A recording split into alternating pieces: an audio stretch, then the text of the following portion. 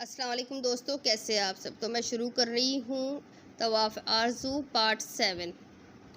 शाहमीर इस्लामाबाद आकर बिज़नेस के इस कदर झमेलों में उलझा कि इसे हर चीज़ का होश ही भूल गया था। आज बहुत दिनों बाद इसे फरागत नसीब हुई थी। इसने मामूल के मुताबिक अपने सेल फ़ोन पर वक्त देखा। रात के 12 बज चुके थे। साथ ही इसकी निगाह तारीख पर पड़ी, 31 जनवरी। ओह, आज तो ज़रताशा की बर्थडे है। इसे अचानक याद आया। Happy birthday sister. अगले ही पल उसने ज़रताशा के नंबर पर टेक्स्ट किया। Thank you. जवाब अगले ही पल मौसूल हुआ। गैस करे मैं इस वक्त किसके साथ हूँ। फ़ौरन अगला मैसेज मौसूल हुआ। किसके साथ हो, उसने पूछा। आपकी निस्फ़ बेहतर के साथ। उसने साथ स्माइली भेज दी। वो मुस्कुरा दिया। क्या कर रही हो, वो टाइप करने लगा। केक काट रहे हैं, भाभी ने खुद बनाया है, ख़ास मेरे लिए। पिछले मैसेजेस की निस्बत खासन तवील जवाब आया। पहले चेक कर लो खाने लायक है भी या नहीं। उसकी शरारती रग फड़की। खुदा का खौफ करे भाई, वो मेरे साथ बैठी है। इसका अगला टेक्स्ट पढ़कर वो संजीदा हुआ। अच्छा, अब सो जाओ, गुड नाइट। उसने अलविदा कहा। ओके, लेकिन गिफ्ट तैयार रखिएगा, सुबह आपके लिए भी सरप्राइज़ है। ज़रताशा का मैसेज पढ़कर इसका जी चाहा पूछे क्या सरप्राइज़ है, मगर वो इस वक्त शदीद थकान का शिकार था, इसलिए फ़ोन रखता बिस्तर पर दराज हो गया। मसरूफियत इतनी थी कि राबेल अक्सर इसके जहन से महू हो गई थी। अब इसका जिक्र हुआ तो इसके साथ दिल में इस गुमनाम जालिम का ख्याल भी जागा। इसका ख्याल आते ही वो उठ बैठा। उसके जहन में अचानक ही एक नई सोच का दरवा हुआ। इसने साइड टेबल पर रखा मोबाइल उठाकर ज़रताशा का नंबर डायल किया। उसने पहली ही बेल पर कॉल रिसीव कर ली। हेलो, कैसी हो, उसने पूछा। मैं ठीक हूँ, आप सुनाए, वो चहकी। मैं भी ठीक हूँ। अच्छा सुनो, राबेल है तुम्हारे पास। वो फ़ौरन ही असल बात पर आया। हाँ है, बात करवाओ, उसने खुद ही पूछा। कराओ, इसलिए इसे और क्या चाहिए था। ज़रताशा ने राबेल के लाख इनकार के बावजूद सेलफोन उसके कान से लगा दिया तो वो इसे घूर कर रह गई। हेलो, वो बमुश्किल कह पाई। दिल तेज़ी से धड़का था। जब से वो इस्लामाबाद गया था, राबेल की इससे कोई बात नहीं हुई थी। हालांकि मामूजान की तवज्जो दिलाने पर शाहमीर उसे सेलफोन लेकर दे गया था, मगर अब तक वो बंद ही पड़ा था। वो घर फ़ोन कर नहीं सकती थी इजाज़त के बगैर। ये खुद इसकी वालिदा का हुक्म था। इसी वजह से वो इनसे रुखसती के वक्त शदीद नाराज़ होने के साथ बुझी थी। हाँ राबेल, अपने नंबर से मुझे कॉल करो। उसने रस्मन भी हाल अहवाल दरियाफ़्त नहीं किया। राबेल को इसका अंदाज़ा खासन रूड लगा। धड़कता दिल एकदम ही खामोश हुआ। आप खुद कर ले, जवाबन उसने भी खासी रुखाई से कहा। मेरे पास तुम्हारा नंबर नहीं है, लेकिन मैंने तुम्हारे सेल में अपना नंबर सेव किया था। Hurry up, I am waiting for you. उसने बिना राबेल की कोई बात सुने फ़ोन बंद कर दिया तो वो मोबाइल को घूर कर रह गई। चूँकि अब इसने कहा था तो हर हाल में अमल तो करना भी था। वो ज़रताशा के मानी खेज़ नज़रों को नज़रअंदाज करती, इससे माजरत करती ऊपर अपने कमरे में चली आई। उसने सेलफोन ऑन करके शाहमीर के नंबर पर कॉल मिलाई। पता नहीं क्रेडिट भी है या नहीं, उसने सोचा, मगर बेल जा रही थी, मतलब उसने क्रेडिट भी करवाया था। तीसरी बेल पर इसने कॉल उठाई। कैसी हो, आखिरकार उसे हाल पूछने का ख्याल आ ही गया। अच्छी हूँ, महतात हुई। अच्छा सुनो, मुझे तुमसे काम है। ये बताओ, तुम्हारे तालीमी कागजात सब है ना तुम्हारे पास इस वक्त। हाँ है तो। राबेल गैर मुतवक्का सवाल पर जी भरकर हैरान हुई। अच्छा, जल्दी से सब निकाल कर ले आओ, उसने हुक्म दिया। मगर क्यों, वो खासा उलझकर बोली। मैंने कहा ना, जल्दी से ले आओ। उसके इसरार पर वो तमाम दस्तावेज़ात निकाल कर ले आई। इसमें तुम्हारी बीएससी की मार्कशीट भी होगी, उसने पूछा।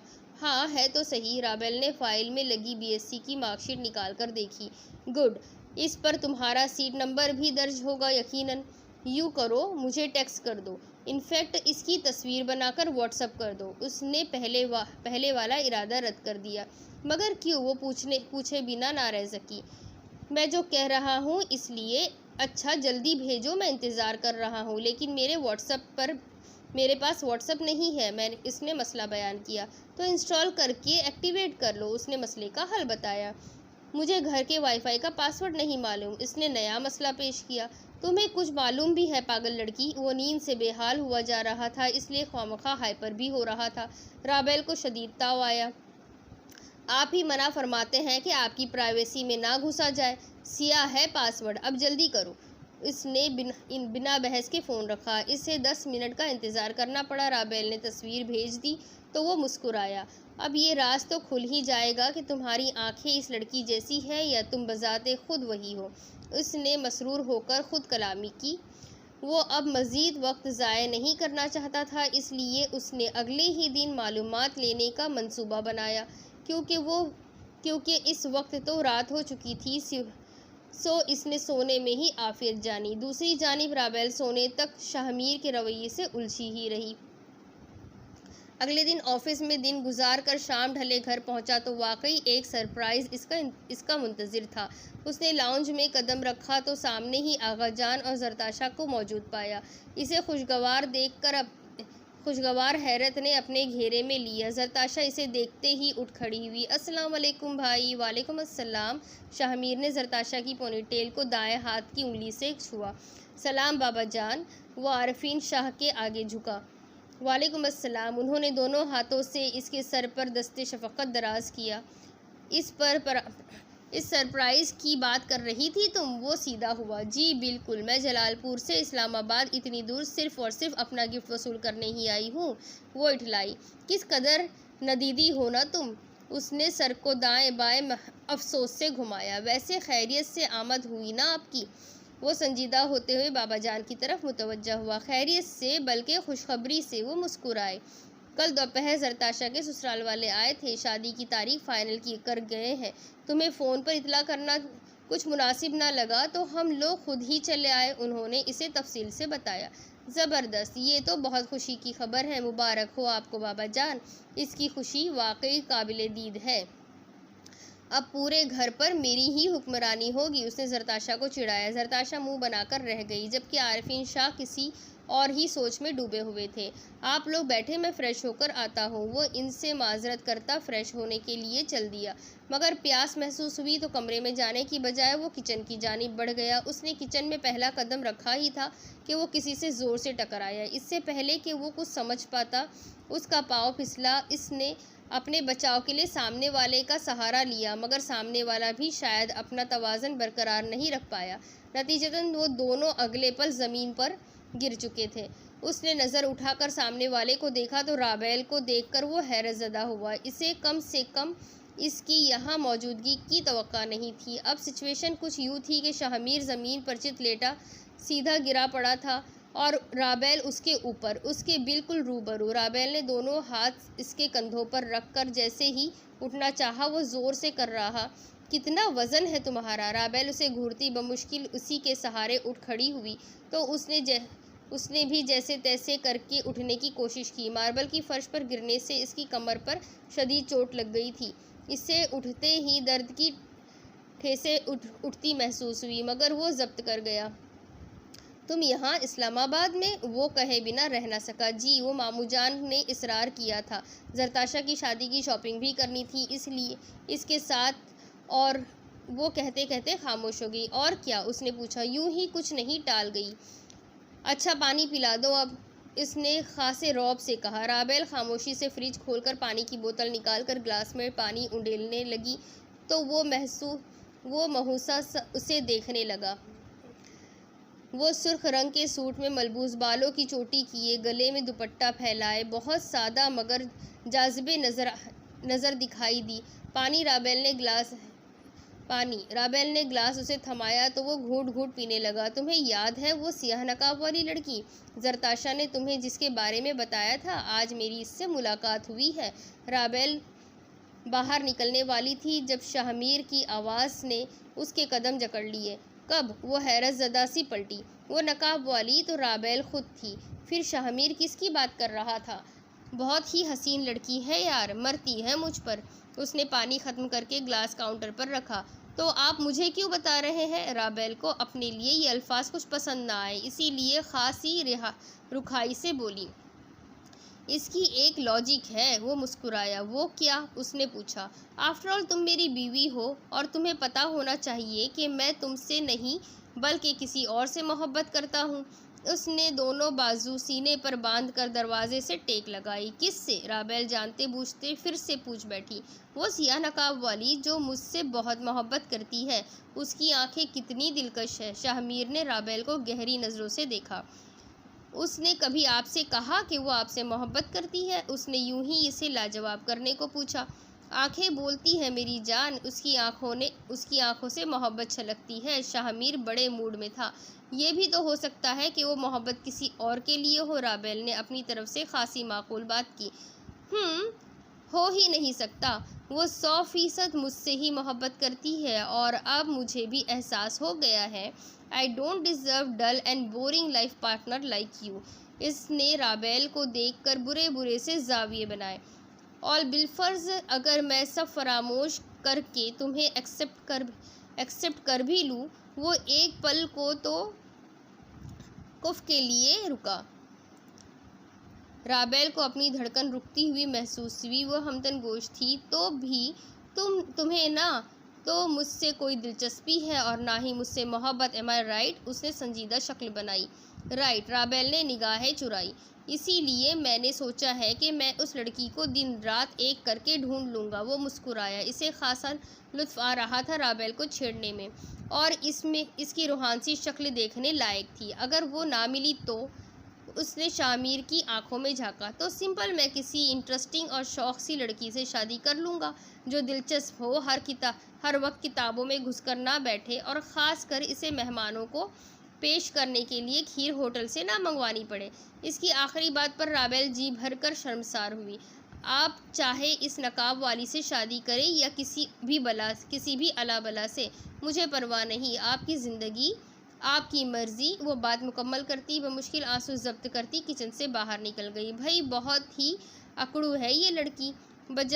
मजाल है जो एतराफ़ कर जाए कि मुझसे मोहब्बत करती है, और वो ही सियाह नकाब वाली लैला है। शाहमीर का मज़ा किरकिरा हुआ तो वो दिल ही दिल में इसे कोसने लगा, क्योंकि वो जान चुका था कि राबेल वही नकाब वाली लड़की है। इसे अपने सालों पर महज सब्र का फल राबेल की सूरत में आज मिल गया था। वो जान चुका था कि जिस लड़की की निगाहों ने इसे कई साल से बेचैन किए रखा, वो अब जब बेचैनी हद से बढ़ गई तो इसे मालूम करना ही पड़ा कि वो कौन है।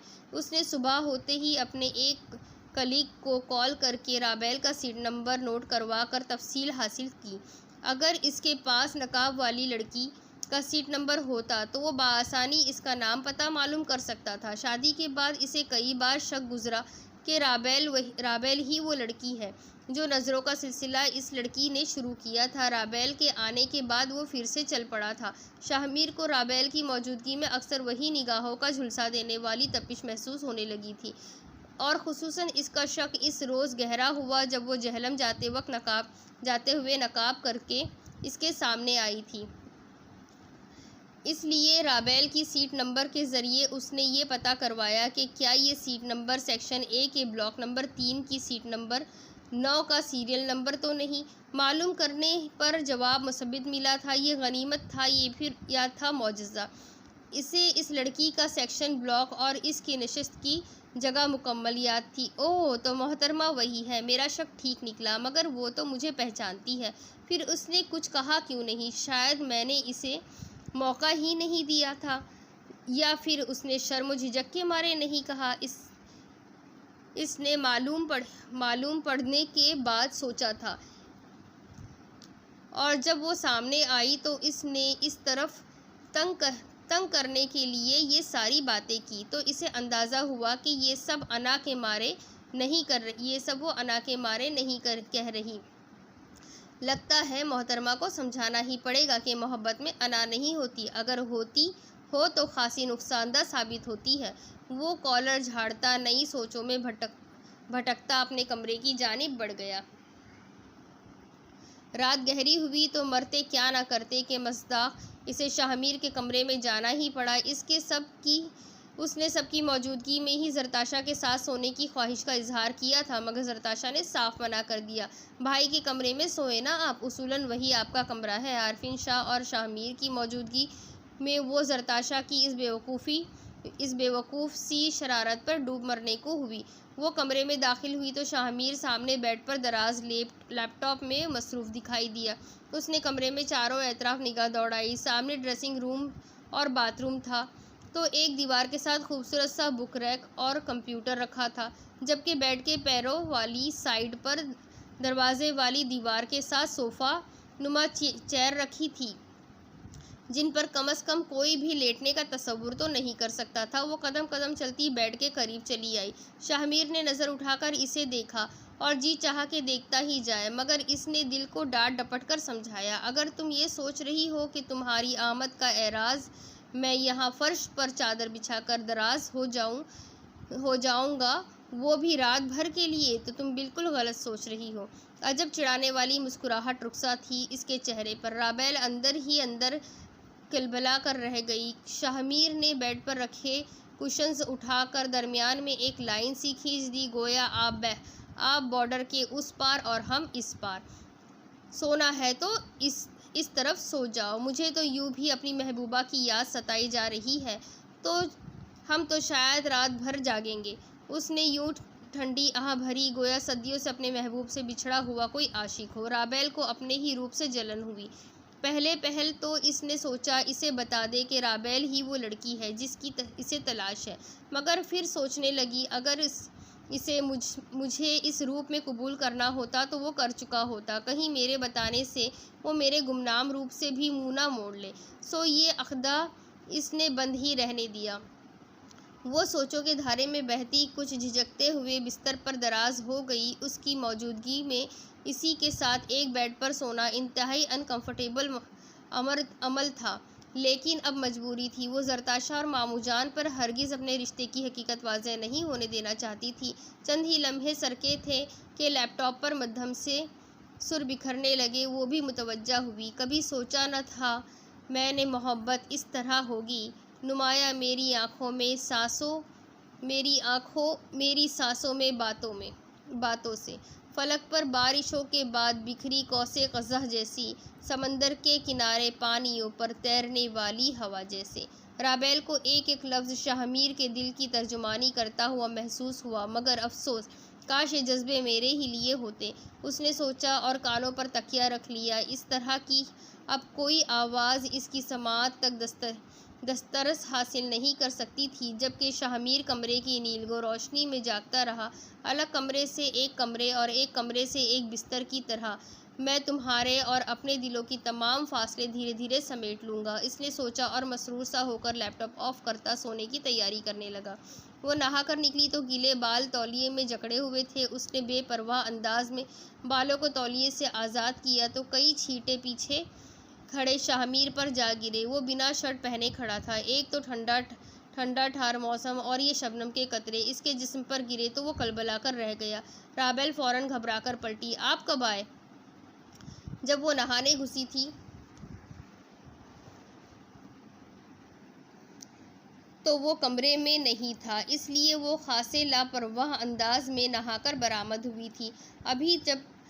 अभी जब तुम पूरे कमरे में बारिश बरसा रही थी, उसने खासी पुरसुकून और तफसीली निगाह सर से पांव तक राबेल पर डाली।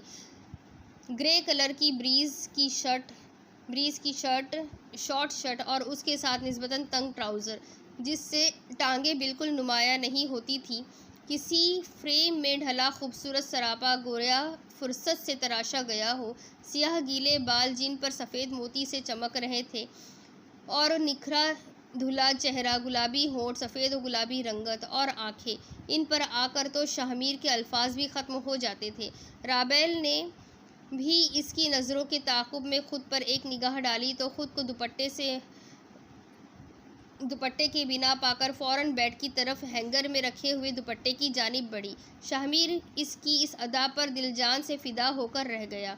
वो दुपट्टा ओढ़ कर पलटी तो वो इसकी जानिब पुश्त किए खड़ा था। बेइख्तियार ही राबेल की निगाह इसकी पुश्त से टकराई। इसकी कमर के बीचों बीच नीले से निशान को देखकर वो ठटकी। आपको कमर पर चोट लगी है क्या? वो पूछे बिना रह न सकी। हाँ, बस कल जब हम गिरे थे, मामूली सी है। वैसे भी तुम्हें कौन सी कोई मेरे साथ ज़ाती या दिली अटैचमेंट है? वो मुस्कुराहट छिपाते हुए राबेल के ज़ख्मों पर गोया नमक ही छिड़क गया। आप गलत सोचते हैं, वो फ़ौरन से मनमनाई। वो इस शख्स को कम से कम ये एहसास तो ज़रूर दिलाना चाहती थी कि कुछ भी हो, इसे इसकी परवाह है। मैं आपकी कज़िन हूँ, इसी नाते मुझे आपकी फ़िक्र है। इसने खूबसूरती से बात बनाई। मिस अकड़ू शाहमीर मुँह में बड़बड़ाया। आपने कुछ कहा? राबेल उसकी जानिब मुतवज्जा हुई। हाँ, फ्रिज में ऑइंटमेंट क्रीम रखी है, वो ला दो। उसने बात घुमाई। राबेल फर्माबरदारी से क्रीम लेने चल दी।